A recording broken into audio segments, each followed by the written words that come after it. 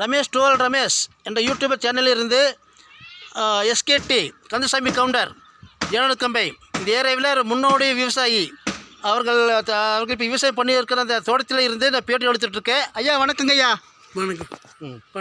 வணக்கங்க. நீங்கள் எத்தனை வருஷமாக இங்கே விவசாயம் பார்த்துட்ருக்கீங்க ஐயா? இங்கே நாங்கள் ஒரு 10 வருஷம். 10 வருஷம். இப்போ நீங்கள் இன்னும் உழைச்சிட்ருக்கீங்களா இல்லை இப்போ ஓய்வில் இருக்கீங்களா? ஓய்வில் இருக்கீங்க. வந்து சொந்த ஊர் அவினாசி. இங்கே வந்து விவசாயம் மேலே ரொம்ப இன்ட்ரெஸ்ட் ஆகி ஆர்வம் காட்டி இப்போ விவசாயம் பண்ணிட்டு இருக்கீங்க. நல்லது. இப்போ இந்த போகத்துக்கு என்ன போட்டிருக்கீங்க? இப்போ காட்டு பூண்டில் போட்டிருக்கீங்க. அப்போ அந்த காட்டில் யாருது? அது நம்மளுக்கு உங்கள் காடு தான். அந்த பூண்டு இந்த காட்டு போட்டிருக்கல உங்கள் காடு தான். இப்போ கொஞ்சம் விலை இருக்கா காட்டுக்கெல்லாம்? காட்டுக்கு இப்போ கொஞ்சம் பரவாயில்லைங்க. கொஞ்சம் பரவாயில்லை. ஒரு மாதத்துக்கு முன்னாடியே ரொம்ப விலை வீச்சு ரொம்ப கம்மிங்க. பரவாயில்ல. நீங்கள் ஏதாவது ஒரு போகத்தில் ரொம்ப நஷ்டப்பட்டுருக்கீங்களா? போன வருஷம் ரொம்ப நஷ்டம் போட்டு கம்மி.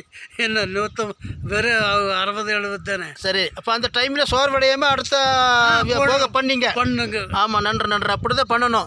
இப்போ விட்டாச்சுன்னா அப்புறம் எப்படி விடுறதுங்க? போட்டுதான் இருக்கணும். வருது லாபம் நஷ்டமா. உங்களுக்கு இது இடுப்பொருள் இந்த உரான்னு சொல்லுவாங்கள்ல, அதில் உங்களுக்கு சுலபமாக கிடைக்குதா? கிடைக்குதுங்க.